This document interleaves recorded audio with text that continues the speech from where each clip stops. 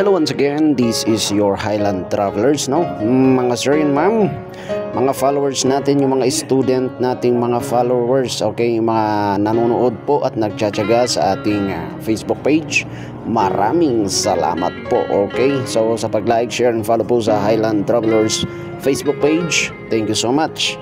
Pero ganito na po na balik eskwela na po tayo mga sir and ma'am, and we should always tingnan po natin ang security ng mga gamit natin para hindi po tayo mabiktima ng mga kawatan. Pag ganito pong siksikan, ganyan po, pag ganyan po na sitwasyon, dyan po sila lumalabas. Dyan sila tumatiming at naghahanap ng bibiktimahin. Okay, so ingatan po natin yung mga gamit nyo, secure everything yung mga gamit natin. Tapos pag nandito naman po kayo sa kalsada, especially General Luna, sa mga drivers out there, okay, siguro familiar na kayo sa signal natin na ganyan na parang lumilipad na butterfly. Okay, ibig sabihin 2 lanes papunta na po yan, going down. Okay, so pag ganito pong nagto 2 lanes po yung mga tropa natin dyan, cooperate na lang po tayo para medyo at least hindi masyadong affected yung mga nearby roads natin. Sa mga student naman or mga pedestrians natin, always gamitin nyo po yung pedestrian, ha.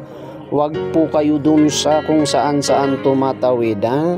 Tignan nyo, yung safety po pa rin natin sa kalsada ang ating isipin. Huwag po basta-basta tawid ng tawid, mamaya masagasahan po tayo. Kaya nakakatakot po sa amin na nagmamanage ng traffic, kung saan kayo dumadaan, mamaya mahagip pa kayo dyan o sideswipe po tayo, konsensya pa namin. So ito na po ang effect ng balik eskwela natin. Nag full force na rin yung mga estudyante, nandyan na po sila lahat.